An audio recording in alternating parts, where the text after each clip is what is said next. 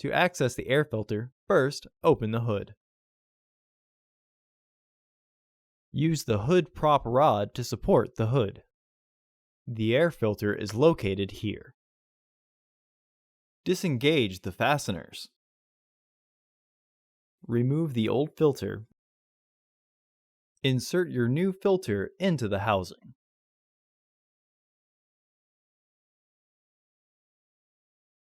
Re-engage the fasteners. Remove the hood prop rod and close the hood. Order your parts today at filterheads.com. Also, please like our video and subscribe to our channel so you won't miss any new content.